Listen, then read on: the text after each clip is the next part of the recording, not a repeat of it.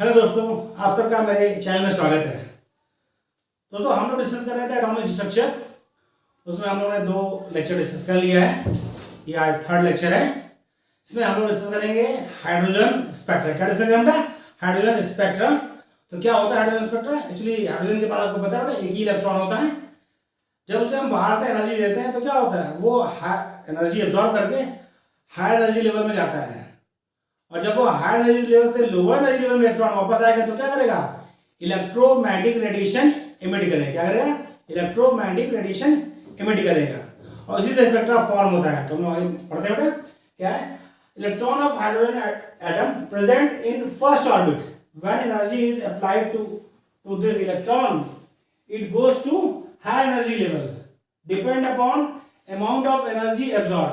भाई किस energy level में जाएगा बेटा, ये किस बात पर डिपेंड करेगा कि वह कितनी एनर्जी एब्जॉर्ब करता है। क्योंकि प्रीवियस लेक्चर में आपको बताया गया कि हर सेल की एनर्जी क्या होती है बेटा? फिक्स होती है।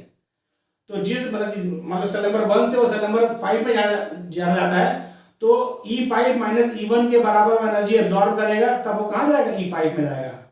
तो जितना एनर्जी एब्जॉर्ब करेगा, मतलब कि 2 सेल के एनर्जी डिफरेंस के बराबर, उसी सेल में वो जाएगा। तो depend upon energy absorb. When electron return to their lower energy level they emit energy in the form of electromagnetic radiation। भाई सीधी बात है, जब वो हाई एनर्जी लेवल में पहुंच गया, जब हाई से लोअर में आएगा तो आपको बताया गया कि बोर्ड ने क्या कहा कि इलेक्ट्रॉन का एंगुलर मोमेंटम और एनर्जी क्या है? क्वांटाइजेशन। मतलब फिक्स है। तो जब वो हाई एनर्जी लेवल से लोअर एनर्जी लेवल में आएगा तो एनर्जी क्या करेगा? इमिट करेगा, तभी तो अपना सेल चेंज करेगा। तो जब एनर्जी इमिट करता है वो किस फॉर्म होती है? वह इलेक्ट्रोमैग्नेटिक रेडिएशन की फॉर्म में होती है। जब उस पर एनालिसिस किया गया, when these radiation are analysed they are found to be consist of series of lines. बड़ा वो क्या होती है? एक सीरीज ऑफ लाइंस, मतलब उनमें क्या होती है? अलग अलग रीजन की लाइंस होती है। कौन कौन रीजन की? वो अल्ट्रावायलेट की हो सकती है, विजिबल की हो सकती है, IR रीजन हो सकती है। These series of lines are known as atomic spectra. इसी जो लाइन की सीरीज है, जो वेवलेंथ की सीरीज है, उसी को क्या कहते हैं? Hydrogen spectra. क्या कहते हैं? Atomic spectra of hydrogen. There are 5 series of lines in hydrogen spectra. Hydrogen spectra में 5 सीरीज ऑफ लाइंस है। कौन कौन सी बेटा? लाइमन, बाल्मर, पाश्चन, ब्रैकेट और फुंड। क्वेश्चंस कैसे आते हैं? क्वेश्चन बेटा ये आता है कि कौन सी लाइन किस रीजन में एग्जिस्ट करती है, प्लस कितनी स्पेक्ट्रल लाइन मिलेगी जब आपका इलेक्ट्रॉन n=5 से n=1 में आया, n=6 n=2 में बताएं किस सेल से किस सेल में आ रहा है। तो नंबर ऑफ स्पेक्ट्रल लाइन पूछी जाती है, वेवलेंथ पूछी जाती है, या किस रीजन में कौन सा सीरीज है यह पूछा जाता है। तो हम इसी बात करेंगे। तो इसके लिए हमने आपको बता रखा है कि इसके लिए निकालने के क्या रिडबर्ग इक्वेशन यूज किया जाता है। रिडबर्ग इक्वेशन क्या होता है? Rydberg equation 1/λ = RZ 1/n1² minus 1/n2²। यदि इसको बात करें तो n1 क्या है? आपका फाइनल है, क्योंकि हाइड्रोजन स्पेक्ट्रा हम डिस्कस कर रहे हैं वो क्या है? Emission spectra. कौन स्पेक्ट्रा? इमिशन। यानी जब एनर्जी इमिट होगी तो वो स्पेक्ट्रा हम डिस्कस कर रहे हैं। n1 आपका क्या होगा? जहां पर इलेक्ट्रॉन लौट रहा है, यानी हाई एनर्जी से लोअर एनर्जी मारा, यानी n1 आपका क्या होगा? लोअर एनर्जी सेल होगा। और n2 क्या है आपका? हाई एनर्जी सेल है। तो फिर से हम बता दें 1/λ = RZ 1/n1² माइनस 1/n2²। यहाँ पर R क्या है? R आपका रिडबर्ग कांस्टेंट है। क्या है? R आपका रिडबर्ग कांस्टेंट। इसकी वैल्यू क्या होती है? 109677। याद करना आसान है। 109677 सेंटीमीटर इनवर्स। यह इसकी वैल्यू है 109677 सेंटीमीटर इनवर्स। ओके, यदि बेटा हम लोग डिस्कस कर रहे हैं हाइड्रोजन स्पेक्ट्रा, यानी Z एटॉमिक नंबर क्या होता है हाइड्रोजन का? 1 होता है। तो जब आप Z का मान 1 रखेंगे तो ये फॉर्मूला क्या हो रहा है? 1/λ = R 1/n1² माइनस 1/n2²। कभी आपसे रिडबर्ग इक्वेशन पूछ लेता है तो आपको लिए आसान याद करना 1/λ = R 1/n1² माइनस 1/n2²। हमने स्पेक्ट्रा ड्रॉ किया है थोड़ा, इससे आपको याद करना आसान होगा। कैसे? ये हमने बना रखा है n=1 n=2 3 4 5 6 7। इधर से आपका एनर्जी क्या हो रहा है? इंक्रीज कर रहा है। जब आपका जो इलेक्ट्रॉन है वह किसी भी हाई एनर्जी लेवल से किस पर आए? n=1 पर आए। किस पर आए? n=1 से पर, यानी 2 से 1 पर आए, 3 से 1 पर आए, n=4 से 1 पर आए, n=5 से 1 पर आए, 6 से 1 पर आए। जब इलेक्ट्रॉन किसी भी हाई एनर्जी लेवल से एन इक्वल टू 1 पर आता है तो जब EMR मतलब कि जो एनर्जी रिलीज करेगा वो और से जो सीरीज फॉर्म होगी वो क्या कहलाती है? वो कहलाती है लाइमन सीरीज। क्या बोलते हैं उसको बेटा? Lyman series. क्या कहते हैं बेटा उसको? Lyman series. और यह मैं आपको बता दूं एग्जिस्ट करती है किसमें? यूवी रीजन में। किसमें बेटा? यूवी रीजन में। ये ध्यान रखिए, लाइमन सीरीज हमेशा आती है, उसका जो वेवलेंथ होगा किसमें होगा? वह अल्ट्रा वायलेट रीजन में होगा। तो लाइमन सीरीज का लैम्डा आएगा वह क्या आएगा बेटा? अल्ट्रा वायलेट रीजन में आएगा। क्वेश्चन इस तरह आता है कि आपको 4 सीरीज दी रहेंगी, ऑप्शन में पूछेगा इसमें से कौन आपका मिलेगा अल्ट्रा वायलेट रीजन में, तो कौन मिलेगा? ये ध्यान रखना, लाइमन सीरीज आपकी होती है अल्ट्रा वायलेट रीजन में। दूसरा क्या है आपका? यदि आपका इलेक्ट्रॉन किसी भी हाई एनर्जी लेवल से n=2 पर है, n=2 पर है, यानी आपका जो n1 है उसका मान क्या होगा? 2 होगा। यानी 3 से 2 पर है, 4 से 2 पर है, 5 से 2 पर है, 6 से 2 पर है, तो जो सीरीज होगी वो कहलाएगी बाल्मर सीरीज। क्या कहलाएगी? Balmer series. और इसका लैम्डा होता है किसमें? विजिबल रीजन में। विजिबल रीजन में। किसमें होता है बेटा? विजिबल रीजन में। ये बहुत ही इंपॉर्टेंट है जो आपको ध्यान रखना है। लाइमन सीरीज अल्ट्रावायलेट रीजन में, बाल्मर सीरीज विजिबल रीजन में। ओके, ये चीज ध्यान रखनी होगी, क्वेश्चन आ चुका है काफी टेस्ट में। नेक्स्ट आपका क्या बेटा? पास्चल सीरीज। कौन सी? पास्चल सीरीज। इसमें क्या बेटा? इसमें जब आपका इलेक्ट्रॉन किसी भी हाई एनर्जी लेवल से n=3 पर आए, n= किस पर आए? 3 पर आए, तो जो सीरीज इलेक्ट्रॉन जब किसी हाई एनर्जी लेवल से n=3 पर आएगा तो जो स्पेक्ट्रल लाइन की सीरीज बनेगी वो क्या कहलाती है? पास्चल सीरीज। क्या कहलाती है बेटा? पास्चल सीरीज। यानी 4 से 3 पर आए, 5 से 3 पर आए, 6 से 3 पर आए, 7 से 3 पर आए, 8 से 9 से एंड सो ऑन, तो जो सीरीज फॉर्म होगी वो क्या कहलाती है? पास्चल सीरीज। ये कहाँ एग्जिस्ट करती है बेटा? इसका लैम्डा एग्जिस्ट करता है IR रीजन में। कहाँ होता है? IR reason. ओके, नेक्स्ट क्या होगा? Brackett series. ब्रैकेट सीरीज में क्या होता है? आपका जो n1 का मान वो क्या है? वो 4 है। यानी आपका इलेक्ट्रॉन किसी भी हाई एनर्जी लेवल से n=4 पर है तो जो स्पेक्ट्रल लाइन बनेगी सीरीज को क्या बोलते हैं? उसको बोलते हैं ब्रैकेट सीरीज। यानी 5 से 4 पर आए, 6 से 4 पर आए, 7 से 4 पर आए और 8 से 4 पर आए, 9 से 4 पर आए, सो ऑन, तो जो आपका स्पेक्ट्रल लाइन का सीरीज बनेगा वो क्या कहलाता है? वह कहलाता है ब्रैकेट सीरीज। और ये एग्जिस्ट करता है इसमें IR रीजन में। बहुत ध्यान रखना बेटा कौन किस रीजन में एग्जिस्ट करता है, क्योंकि क्वेश्चन इसी पर आता है कौन सी स्पेक्ट्रल लाइन का लैम्डा किस रीजन में एग्जिस्ट करता है। नेक्स्ट आपका क्या है? P fund series. P fund series में क्या है कि आपका जो इलेक्ट्रॉन है वो किसी भी हाई एनर्जी लेवल से n=5 पर है। किसी भी हाई मतलब जो आपका n2 का मान हो वो 5 से ज्यादा ही होगा। 6 से 5 पर है, 7 से 5 पर है, 8 से 5 पर, 9 से 5 पर है, उसको क्या है? जो उसका n1 है वो 5 होगा। n2 क्या हो सकता है? 6, 7, 8, 9, 10, 11, 12 कुछ भी हो सकता है। यदि ऐसा है तो जो स्पेक्ट्रल लाइन की सीरीज फॉर्म होगी उसे कहते हैं पी फंड सीरीज। क्या बोलता है? P fund series. और यह भी एग्जिस्ट करती है किसमें बेटा? IR रीजन में। तो आपके लिए याद करना आसान है। कैसा बेटा? कि लाइमन सीरीज एग्जिस्ट करेगी यूवी में, क्योंकि इकलौती एक सीरीज है जो अल्ट्रावायलेट रीजन में है। विजिबल में कौन सी है? बाल्मर, ये भी एक ही है। यानी लाइमन सीरीज आपका अल्ट्रावायलेट में, बाल्मर सीरीज आपकी विजिबल रीजन में, और बची कौन? पास्चल, ब्रैकेट और पी फंड, ये किसमें? IR रीजन में। याद करना आसान है, आपको याद होनी भी चाहिए। फिर सुन लीजिए, लाइमन सीरीज में क्या होता है? n1 का मान 1 होता है, n2 क्या होगा? 2, 3, 4, 5, 6 कुछ हो सकता है। बाल्मर में n1 का मान 2 होगा, मतलब जो लोअर एनर्जी इस पर इलेक्ट्रॉन आएगा वो क्या होगा? 2 होगा। और n2 का मान 3, 4, 5, 6 कुछ हो सकता है। उस तरह पास्चल में n1 का मान 3 होगा और n2 का मान 4, 5, 6, 7, 8 कुछ भी हो सकता है।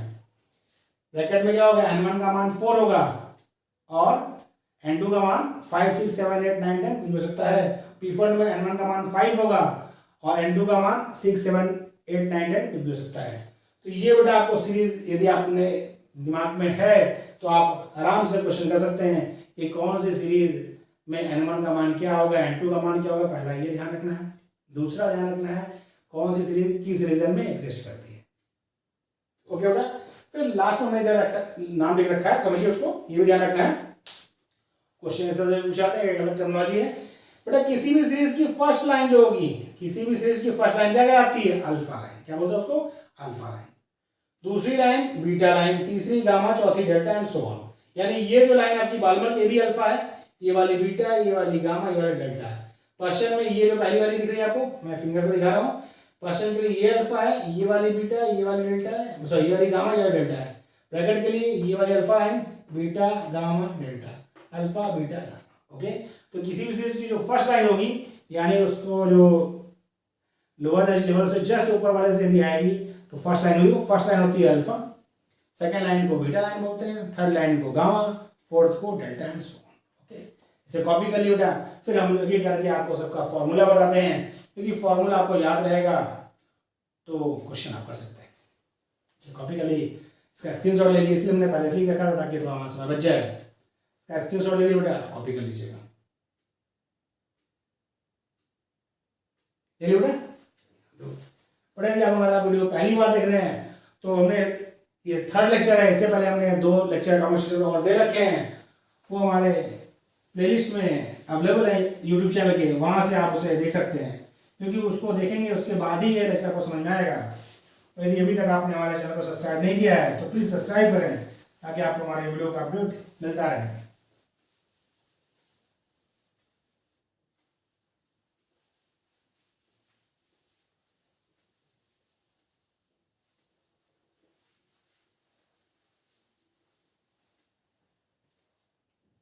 देखते हैं पहला आपका बेटा क्या है?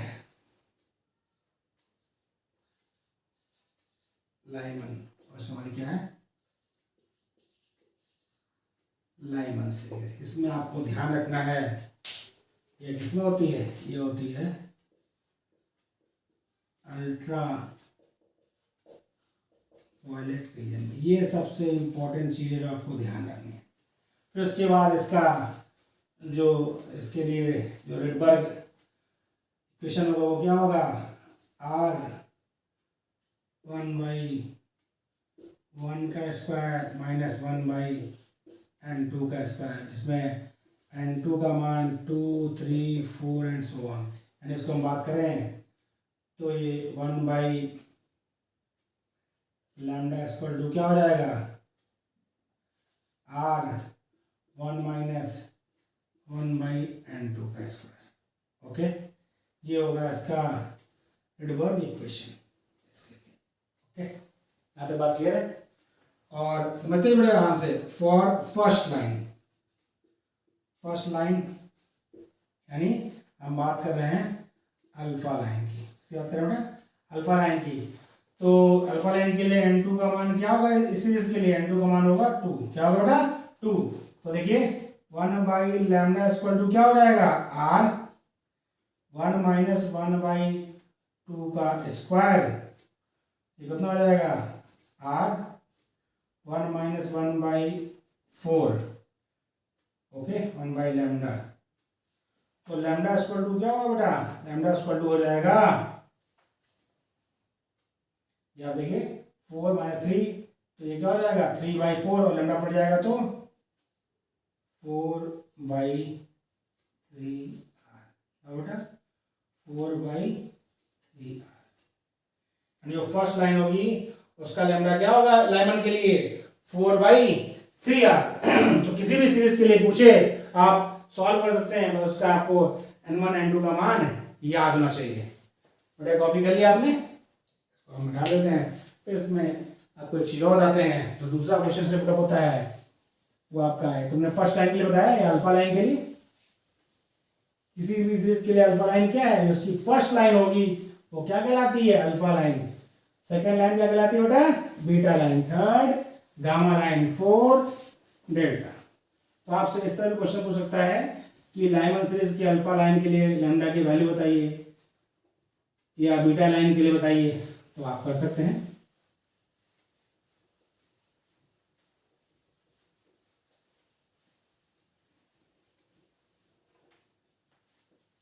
ओके बेटा, हम लोगों ने ये कर लिया first time. For limiting line, ये तरह पूछता है। लिमिटिंग लाइन बेटा किसी भी सीरीज की होगी उसके लिए n2 का मान क्या होगा, इनफाइनाइट। क्या होगा बेटा, इनफाइनाइट। ये चीजें आपको ध्यान रखनी है। अल्फा लाइन मतलब फर्स्ट लाइन, कौन सी लाइन बेटा, फर्स्ट लाइन को अल्फा लाइन कहते हैं। और जब भी आपसे पूछे लिमिटिंग लाइन, यानी n2 का मान किसी भी सीरीज के लिए इनफाइनाइट होगा, क्या होगा, इनफाइनाइट होगा। तो हम लोग लाइमन सीरीज की बात कर रहे हैं, sorry 1 by lambda equal to r, 1 minus 1 by infinite का स्क्वायर, मतलब क्या हो गया बेटा, r हो गया 1 by lambda equal to r, तो lambda equal to 1 by r। तो लाइमन सीरीज के लिए आपका लिमिटिंग लाइन क्या होगी, लिमिटिंग लाइन का लैम्डा, ये क्या होगा, फॉर लिमिटिंग लाइन, किसके लिए बेटा, फॉर लिमिटिंग लाइन। किसी भी सीरीज के लिए पूछे आप आराम से बता सकते हैं। इसी तरह आपको हम दूसरी सीरीज की बात करें, दूसरी सीरीज कौन सी हमारी है, बाल्मर, कौन सी बेटा, बाल्मर सीरीज। वो किस रीजन में आती है, वो आती है विजिबल रीजन, किसमें बेटा, विजिबल रीजन। यही चीज आपको ध्यान रखनी है पहले कि कौन सी चीज किस रीजन में है, और फिर उसके लिए प्रिडिबल इक्वेशन क्या है। उसके लिए क्या है बेटा, 1 by lambda square to r, 1 by 2 का स्क्वायर माइनस 1 बाई n2 का स्क्वायर। n2 का मान इसके लिए क्या होगा, इसके लिए 3 4 5 6 एंड ओके। तो आपसे फर्स्ट लाइन पूछे, सेकेंड लाइन पूछे, मतलब अल्फा लाइन पूछे, बीटा लाइन पूछे, बाल्मर सीरीज के लिए, तो आप n2 का मान रखकर निकाल सकते हैं। अल्फा लाइन के लिए क्या होगा, n2 का मान 3 होगा, बीटा लाइन के लिए n2 का मान 4 होगा, गामा लाइन के लिए n2 का मान 5 होगा, और लिमिटिंग लाइन के लिए n2 का मान क्या होगा, इनफाइनाइट। ओके, याद रखोगे बेटा, सेट कर लिया। तो बाल्मर के बाद कौन सा सीरीज था हमारा, लाइमन बाल्मर, बाल्मर के बाद कौन था, पास्कल। याद रखना बेटा, आपको क्रम याद रखेंगे तो गलती नहीं होगी। आप ध्यान रखिए, सबसे पहले कौन है, लाइमन सीरीज, किसमें आती है, अल्ट्रावायलेट में। दूसरी कौन सी है, बाल्मर सीरीज, किसमें आती है, विजिबल रीजन में। तीसरी कौन सी है, पास्कल, किसमें आती है, IR में। उसके बाद ब्रैकेट किसमें आती है, IR में। उसके बाद लास्ट कौन आपकी पी फंड, वो किस में आती है, वो भी आती है IR में। इस तरह आप याद रखेंगे तो आराम से, क्योंकि आपको सीरीज का क्रम याद रहेगा, तो आप n2 का मान अच्छे से याद रख सकते हैं। बस एक बढ़ाते जाइए। तीसरी आपकी सीरीज है पास्कल सीरीज, कौन सी बेटा, पास्कल सीरीज। ये किसमें आती है, ये आती है IR रीजन, यानी IR तो बताऊँ ना आपको, इंफ्रारेड रीजन। कौन सा रीजन, इंफ्रारेड रीजन। IR रीजन में क्या होता है, ये होता है इंफ्रारेड रीजन। कौन सा रीजन बेटा, इंफ्रारेड रीजन। इसके लिए प्रिडिबल इक्वेशन क्या है, सॉरी, ये है 1 by lambda equal to r, sorry 1 by 3 का स्क्वायर माइनस 1 बाई n2 का स्क्वायर। इसके लिए n2 का मान क्या होगा, n2 का मान होगा 4 5 6 7 इनफाइनाइट तक। तो इसकी पहली लाइन होगी, इसके लिए n2 का मान, फर्स्ट लाइन होगी अल्फा लाइन होगी, n2 का मान 4, बीटा लाइन के लिए n2 का मान 5, गामा के लिए n2 का मान 6 एंड सो। उसके बाद कौन सा सीरीज है बेटा, पास्कल के बाद ब्रैकेट, कौन सा, ब्रैकेट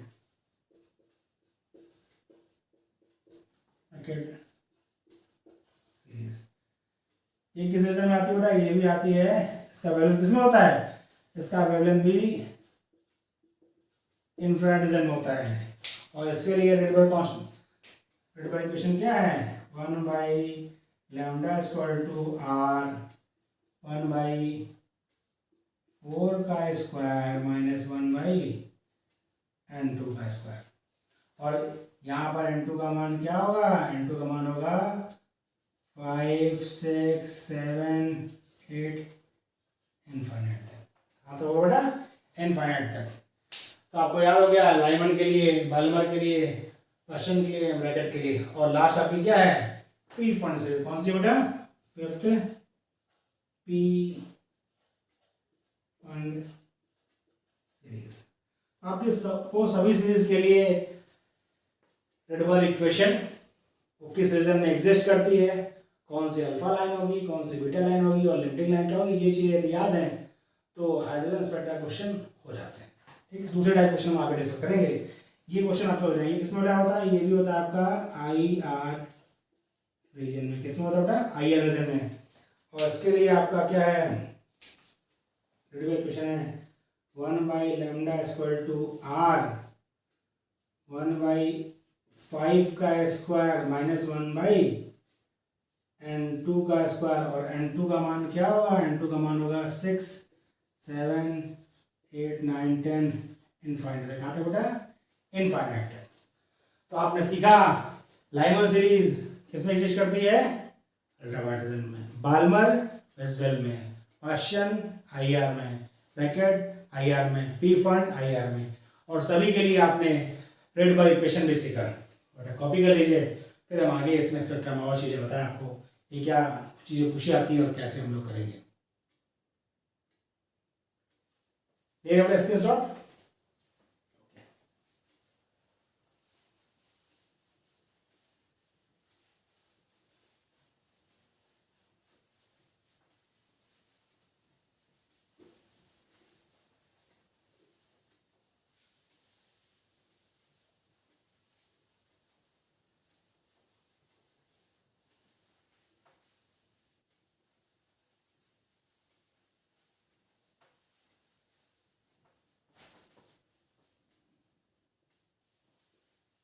आपको हमारा वीडियो कैसे लगा कमेंट्स बॉक्स में ज़रूर लिखें, और जो भी वीडियो लेक्चर आप सीखें कुछ ना उसका रिवीजन जरूर करें और उसे नोट डाउन भी करें। ये तो रिवाइज नहीं करेंगे चीज़ें आपको अच्छे से याद नहीं हो। अब अगला देखिए, कुछ हम लोग नोट लिखते हैं।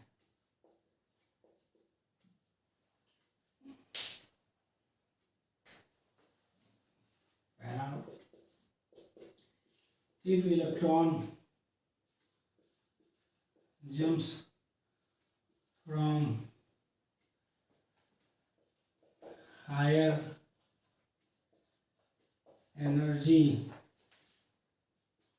level N2 to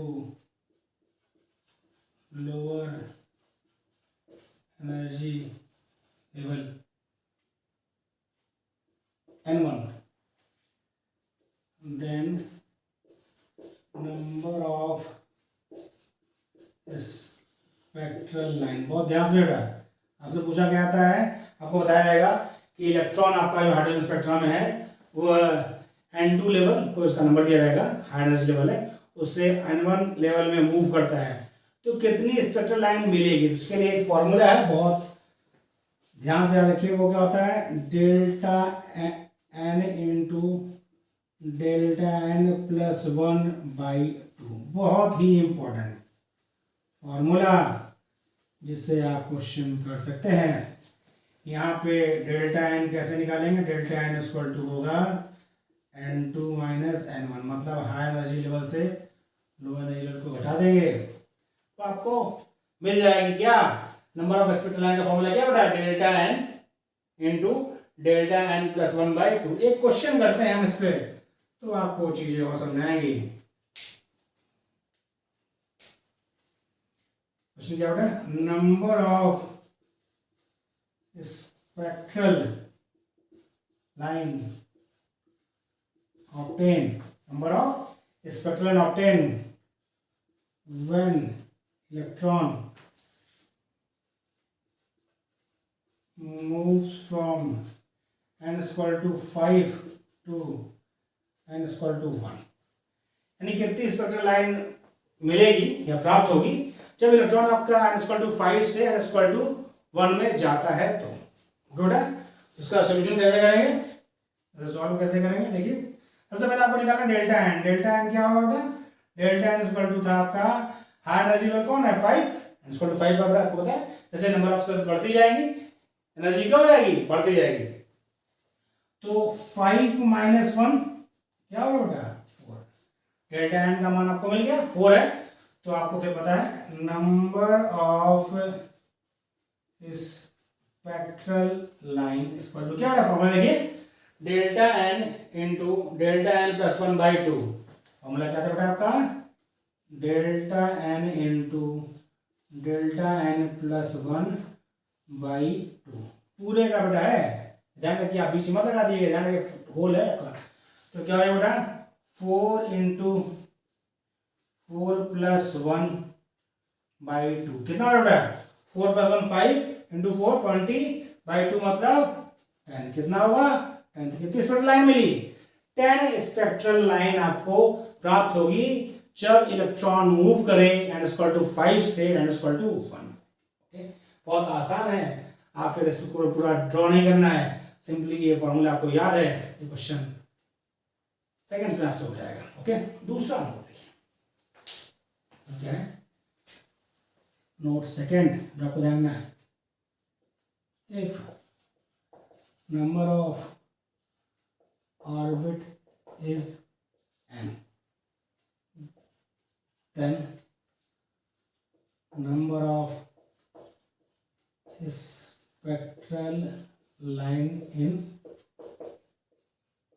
Lyman equal to होगा n-1। बहुत ध्यान समझिएगा, यदि आपका ऑर्बिट का नंबर n है तो पूछ सकता है बेटा आपके उसमें लाइमन सीरीज में कितनी लाइन होगी, बाल्मर सीरीज में कितनी लाइन होगी, पार्शियल में कितनी होगी, तो ये फॉर्मूला यूज करेंगे। यदि आपका ऑर्बिट का नंबर n है, ऑर्बिट नंबर क्या बेटा n, देन ये आपको पीछे से कम दिख रहा होगा, मैं थोड़ा बढ़ा दूं, देन लाइमन सीरीज में आपकी लाइन होगी उसका नंबर कितना होगा n-1 और number of spectral line in Balmer equal होगा n-2 क्या बेटा n-2 और number of spectral line in partial equal to क्या होगा n-3। इस तरह number of spectral line in Brackett series क्या होगा n-4। बहुत ही इंपॉर्टेंट फॉर्मूला है, क्वेश्चन आपसे पूछे आप ये फॉर्मूला आपको याद है तो आप सेकंड में क्वेश्चन बता सकते हैं। ओके क्लियर है बेटा, ठीक है कॉपी कर लीजिए फिर हम आगे बात करें। ओके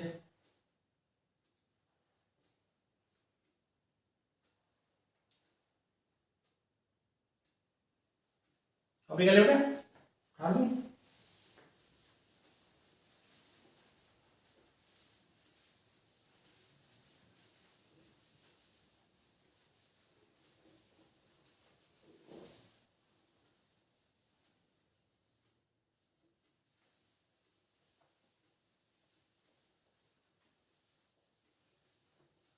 और ऐसे फॉर्मूले सारे याद रखने हैं, फॉर्मूले आप याद रखेंगे तो क्वेश्चन आपसे हो जाएगा।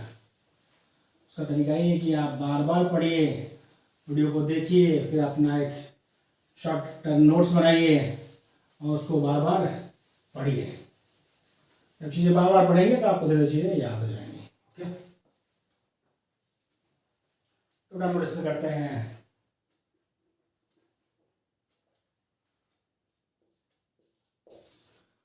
Dual nature of electron.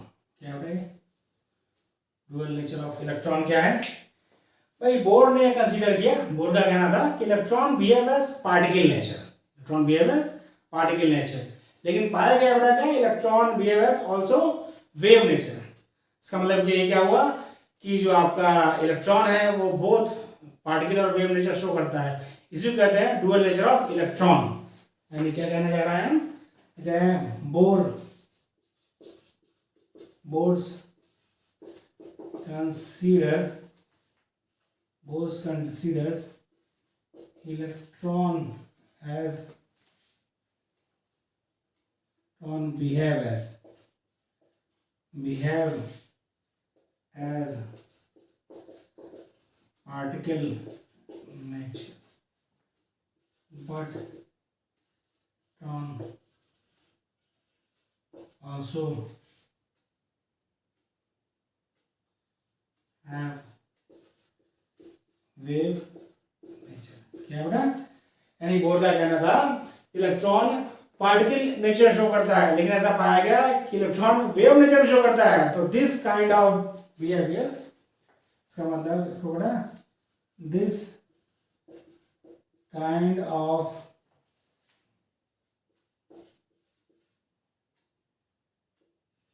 behavior is known as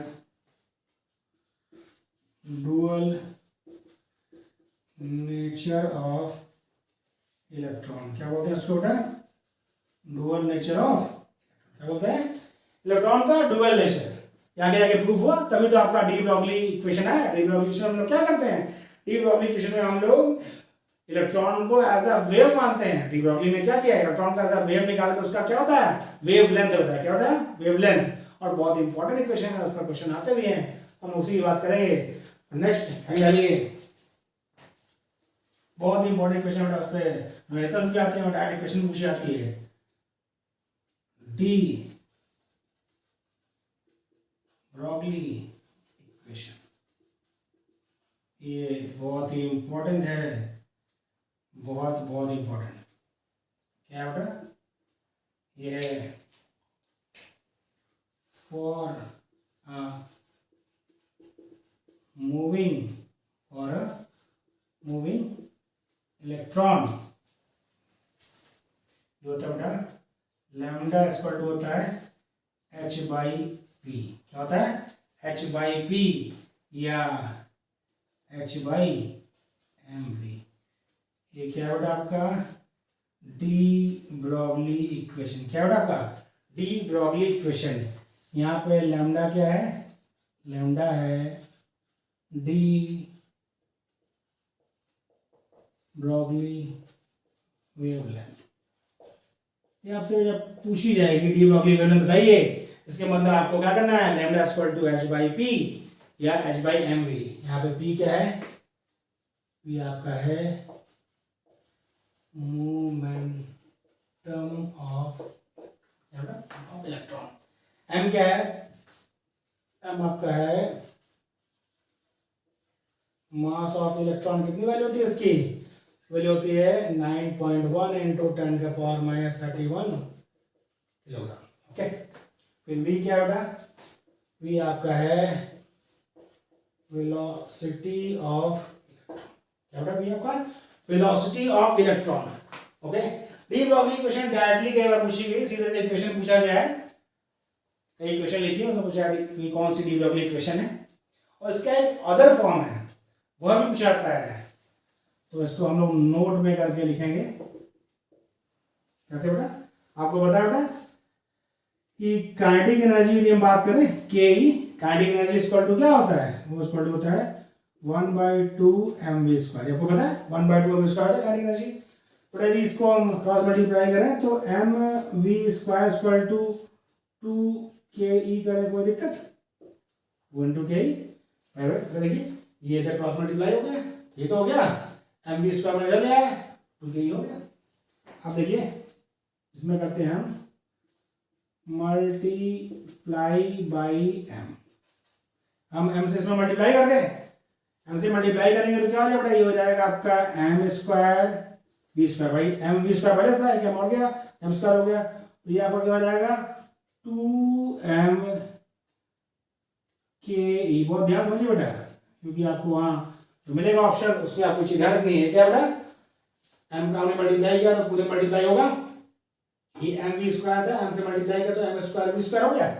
okay बेटे? और आपका क्या हो गया? ये 2m, भाई इसमें तो मल्टीप्लाई होगा, पूरे होना था, 2 पहले था, k था, 2mk। ओके, तो इसको बेटा हम यदि यहाँ पर इसको हम p² कर दें 2mk, तो कोई दिक्कत? ऐसा कैसे किया? बेटा आपको पता है कि p² मतलब क्या? मोमेंटम इक्वल टू क्या होता है? वो होता है mv। कोई दिक्कत नहीं। तो p इक्वल टू क्या हो जाएगा? p इक्वल टू हो जाएगा आपका √2। क्या हो जाएगा आपका? √2m। बहुत ध्यान समझिए बेटा, ke, √2m ke। और यदि इसको हम यहाँ पर p की जगह आपको उसको रख दें √2m ke, तो लैम्डा इक्वल टू हो जाएगा h बाई √2 2m/ke। बहुत ध्यान समझिए, यह भी आपका क्या है, ये क्या है बेटा आपका, ये भी आपका डी ब्रॉगली इक्वेशन है। क्या है, डी ब्रॉगली इक्वेशन। तो ये भी आपका डी ब्रॉगली इक्वेशन है और ये भी आपका डी ब्रॉगली इक्वेशन है। तो आपसे डी ब्रॉगली इक्वेशन पूछे और आपको ऑप्शन में ऐसा ना दिया हो, इस टाइप में दिया हो, जिसको भी ध्यान रखिएगा। ऐसा नहीं कि आप बोलते सर क्वेश्चन गलत दिया था या आप सोचा क्वेश्चन लगता गलत प्रिंट हो गया है, ऐसा नहीं है। दोनों फॉर्म में आपको याद रखना है, बहुत ही इंपॉर्टेंट है। लैम्डा के वैल्यू भी इसको सकते हैं, यहाँ पर होता है आपको काइनेटिक एनर्जी दे दे, लैम्डा पूछ ले। लैम्डा क्या है आपका, डी ब्रॉगली वेवलेंथ। इसे कॉपी कर लीजिए, फिर हम अगला कॉन्सेप्ट पढ़ें।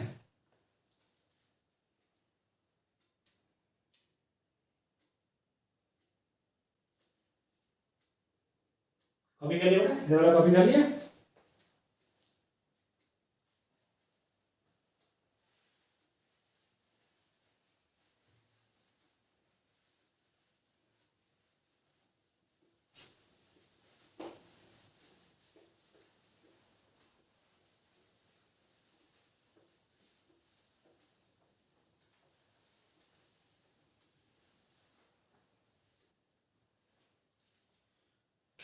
अब हम लोग पढ़ेंगे बेटा Heisenberg. Heisenberg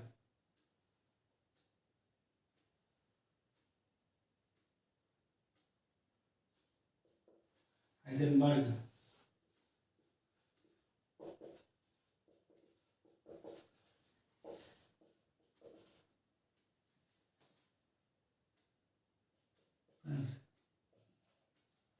Heisenberg uncertainty principle. क्या बोला बेटा, हाइजेनबर्ग अनसर्टेनिटी प्रिंसिपल। ये मैं पढ़ना है। क्या बेटा, क्या कहना है, it is impossible to determine. ये क्या कहता है बेटा, it is impossible to determine, it is impossible to determine simultaneously, it is impossible to determine simultaneously exact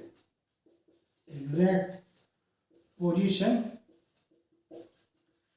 It is impossible to determine exact position and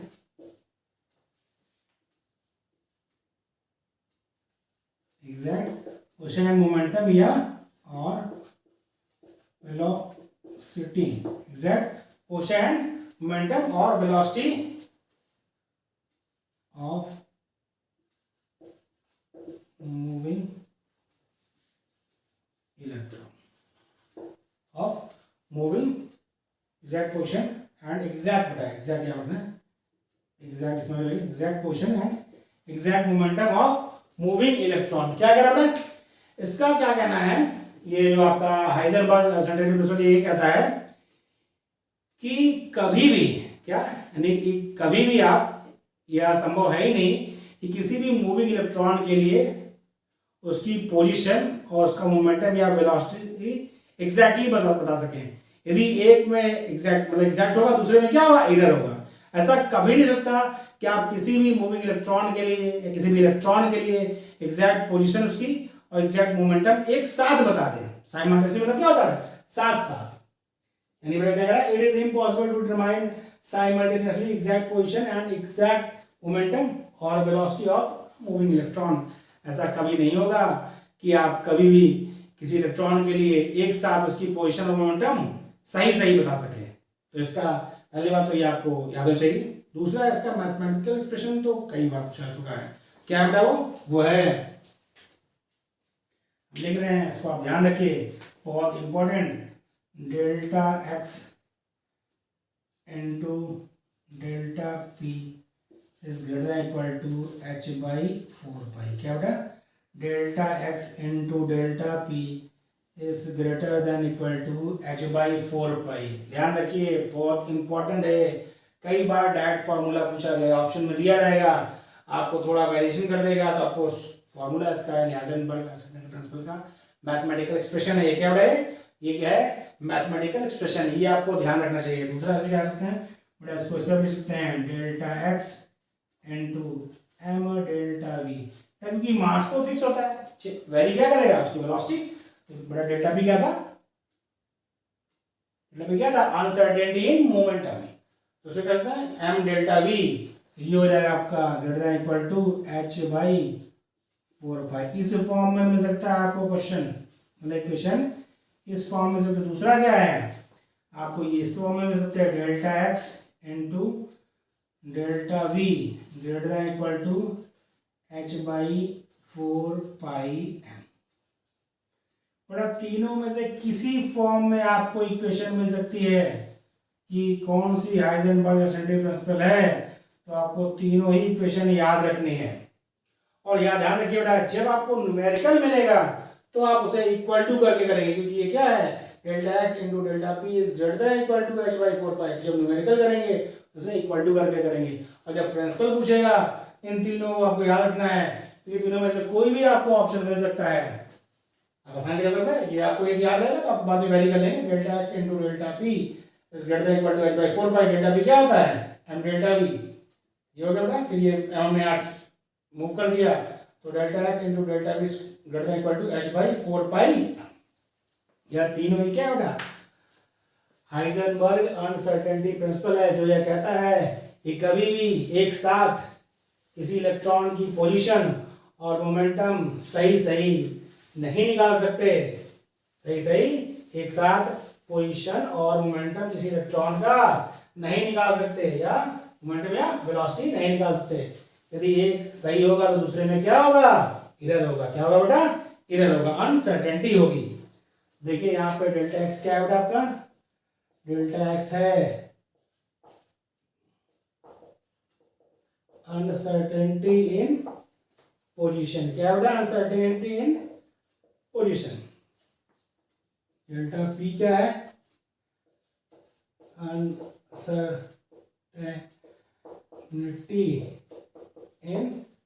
uncertainty in momentum. क्या बेटा? Uncertainty in momentum. Okay. Delta we क्या है? ये है uncertainty in velocity. क्या बेटा? यह velocity में अनसर्टेनिटी है। और क्या बचा आपका? एच क्या है? एच आपका है प्लैंक्स कांस्टेंट। क्या है बेटा आपका? Planck's constant. इसका वैल्यू क्या होता है? 6.62 इंटू 10 का पावर माइनस 34 जूल सेकेंड। क्या होता है? 6.62 इंटू 10 का पावर माइनस 34 जूल सेकेंड। बचा क्या बेटा आपका? एम बचा है। एम क्या है? एम आपका है मास ऑफ इलेक्ट्रॉन। कितना होता है? 9.1 इंटू 10 के पावर माइनस 31 किलोग्राम। ओके। तो आपको हाइजेनबर्ग अनसर्टेनिटी प्रिंसिपल का आपको तीनों इक्वेशन याद होना चाहिए। उसके बाद आपको इससे पीछे मैंने बताया डी ब्रॉगली इक्वेशन, उसके लिए लैम्डा के दो इक्वेशन आपको बताया गया, वो दोनों आपको याद होना चाहिए। बेटा इसे आप कॉपी कर लीजिए, फिर आगे हम डिस्कस करते हैं। कॉपी कर लीजिए।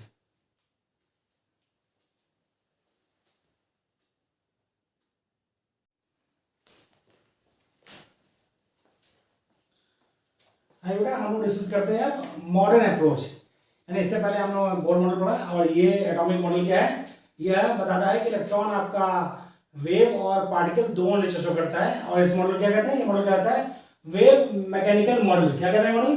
The atomic model which is based upon particle nature as well as wave nature of electron is known as wave mechanical model. और this model is based on Schrodinger equation. किस पर based है? यह Schrodinger wave equation पर based है। और Schrodinger equation आपके लिए बहुत इंपॉर्टेंट है। बट इस पे क्वेश्चन डिटेल में आप आते हैं तो क्वांटम मैकेनिक्स का पार्ट है, उससे हमें उतना डिटेल नहीं पढ़ना। हमारे जो पीजीटी के सिलेबस में और पीजीटी में क्वेश्चन पूछे आते हैं, उसमें सबसे अधिक क्वेश्चन जो पूछे आते हैं श्रोडिंगर वेव इक्वेशन आपको पहचानने के लिए।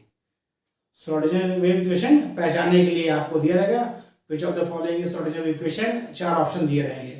और आपको इसीलिए श्रोडिंगर वेव इक्वेशन याद रखनी है, और एग्जैक्टली याद रखनी है, इसे आपको भूलना नहीं है, क्योंकि थोड़ा थोड़ा वेरिएशन करके ऑप्शन बनते हैं। हम लोग अभी चैप्टर के आगे हम क्वेश्चन भी डिस्कस करेंगे जो प्रीवियस ईयर में आए हैं, वहां पर आपको हम दिखाएंगे कि प्रीवियस ईयर में एक आध दो बार क्वेश्चन पूछे गए हैं और बहुत इंपॉर्टेंट है, इस बार पूछा जाता है। तो आपको इक्वेशन याद रखनी है। क्या है इक्वेशन? क्वेश्चन है del square psi by del x square plus del square psi by del y square plus del square psi by del z square plus 8 pi square m by h square e minus v psi square to 0। Okay बेटा, दोबारा repeat कर रहा हूं मैं। del square psi by del x square del square psi by del y square plus del square psi by del z square plus 8 pi square m by h square e minus v psi square to 0। ये आपका है बेटा, ये क्या है? ये आपका है श्रोडिंगर वेव इक्वेशन। क्या है बेटा आपका? श्रोडिंगर वेव इक्वेशन, जो कि बहुत ही इंपॉर्टेंट है, वेरी वेरी इंपॉर्टेंट। कई बार पूछी गई है, अक्सर पूछी जाती है कि श्रोडिंगर वेव इक्वेशन कौन सी है। ऑप्शन दिया रहेगा, आपको ध्यान रखना है। फिर से मैं बोल रहा हूँ, del square psi by del x square, del square psi by del y square, del square psi by del z square plus 8 pi square m by h square e minus v psi square to 0। Exact ऐसी equation आपको याद रखनी है, कहीं भी चूक हुई question गलत होगा। इसमें psi क्या है? वेव फंक्शन है। x y z जो है वो क्या होगा? कोऑर्डिनेशन कोऑर्डिनेट है। m आपका मास ऑफ इलेक्ट्रॉन है। e क्या है? टोटल एनर्जी है। ध्यान रखिए, e क्या होगा? आपकी टोटल एनर्जी है। v आपकी पोटेंशियल एनर्जी। कुछ जगह आपको v की जगह u लिखा रहेगा, तो आपका वही बेटा v आपको याद में, यहाँ v लिखा u लिखा हो, क्या हुआ? Potential energy. पहले आपकी क्या होगी? Total energy minus potential energy. तो ये आपको ध्यान रखना है। यहाँ पे E क्या है? टोटल एनर्जी, और v पोटेंशियल एनर्जी। H आपको पता ही है क्या है बेटा? Planck's constant. तो आपको ये इक्वेशन याद रखनी है। और इसके कुछ शॉर्टकट भी हैं जो पूछे गए एक आध बार, मैंने लिखा है, इसे नोट करके। Schrodinger wave equation can be written in short form, in short form by introducing some operator. कौन सा ऑपरेटर बेटा? Laplacian operator. कौन सा ऑपरेटर? Laplacian operator. कभी बार लैप्लासियन ऑपरेटर का ही पूछ रखा है कि डेल्टा स्क्वायर का वैल्यू क्या होता है, तो ये आपको ध्यान रखना है। लैप्लासियन ऑपरेटर का एग्जैक्ट मान क्या है? वो है del square by del x square, del square by del y square, del square by del z square. ये क्या होगा आपका? डेल्टा स्क्वायर, इसको बोलते हैं लैप्लासियन ऑपरेटर। तो देखिए बेटा, ये जो आपका इक्वेशन है उसमें यदि हम ध्यान दीजिए इस पोर्शन को, सिर्फ यदि इसमें हम क्या करें बेटा, इसमें हम इतना कॉमन ले, साई को कॉमन ले लें, ये साई आप कॉमन ले लेंगे तो क्या हो जाएगा?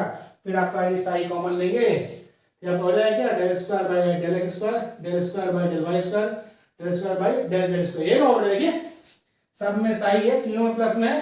यदि इसको आप कॉमन लेंगे तो आपका यही ना क्वेश्चन बचेगा। सही बात है। देखिए, आप साई से मल्टीप्लाई करेंगे तो यहाँ साई आ जाएगा, यहाँ साई आ जाएगा, यहाँ साई आ जाएगा, यही ना हो जाएगा। ठीक है, यदि साई से मल्टीप्लाई करेंगे तो del square psi by del x square हो जाएगा ना, और ये हो जाएगा आपका del square psi by del y square, del square psi by del z square. Okay, बाकी ऐसा है 8 pi square m by h square e minus v sine square to 0।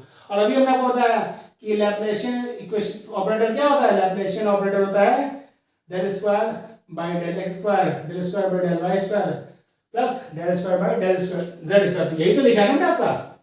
तो इसको क्या किया हमने? रिप्लेस कर दिया किससे? डेल्टा स्क्वायर से। डेल्टा स्क्वायर के बाद क्या था? साई, और ये ऐसा यहाँ होता है plus 8 pi square m by h square e minus v sine square to 0।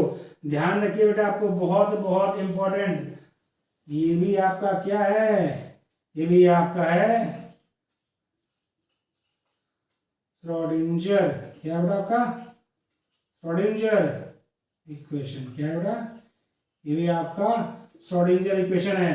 तो आपको इस फॉर्म में दिया हो ऑप्शन या इस फॉर्म में दिया हो, दोनों याद रखना है। दोबारा बोला, वेरी वेरी इंपॉर्टेंट, कई बार पूछा गया है पीजीटी और जीआईसी लेक्चर के एग्जाम में, इसलिए आपको दोनों ही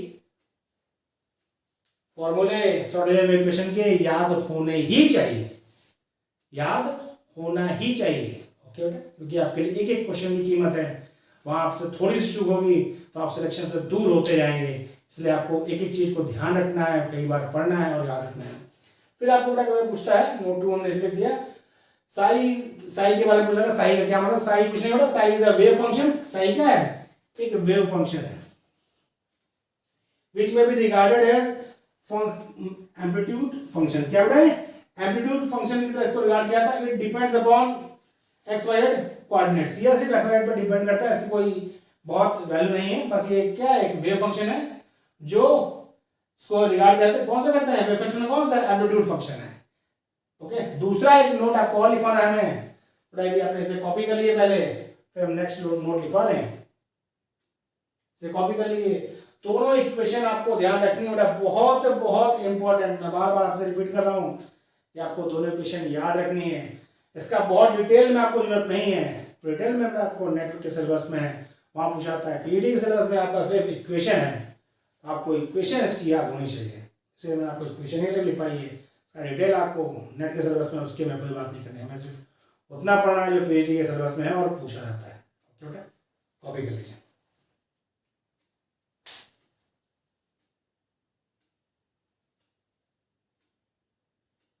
ओके बेटा, कॉपी कर लिया। फिर आप नेक्स्ट नोट, वो भी बहुत इंपॉर्टेंट है, वो भी लिख लीजिए। नेक्स्ट नोट क्या है,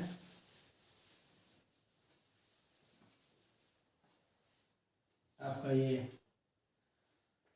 नोट थर्ड होगा, साई स्क्वायर। ये साई है, साई कोई बहुत खास सिग्निफिकेंट नहीं है, लेकिन साई स्क्वायर का सिग्निफिकेंट बहुत ज्यादा है। Psi square is probability of finding, क्या बेटा साई स्क्वायर का मतलब, Sai square is probability of finding electron around nucleus. ये भी ध्यान रखिए बेटा, यह भी बहुत ही इंपॉर्टेंट है, कई बार पूछा गया कि साई स्क्वायर क्या बताता है। Psi square refers to significant of psi square. तो साई स्क्वायर क्या बताता है बेटा, ये बताता है probability of finding electron around nucleus. इस तरह क्वेश्चन आपको ऑप्शन में दिए रहेंगे, आपको ऑप्शंस के लिए सब चीजें याद रखनी है। ये लेक्चर में यहीं पर कंप्लीट करते हैं। नेक्स्ट लेक्चर में हम लोग डिस्कस करेंगे quantum number, Aufbau principle, Hund's maximum multiplicity principle, Pauli principle, ये सब की बात होगी हमारी। तो आपको हमारा लेक्चर कैसा लगा कमेंट्स बॉक्स में जरूर लिखें, और यदि अभी तक आपने हमारे चैनल को सब्सक्राइब नहीं किया है तो प्लीज़ सब्सक्राइब करें, ताकि आपको लेक्चर्स का अपडेट मिलता रहे और आपकी तैयारी अच्छे से होती रहे। Thank you.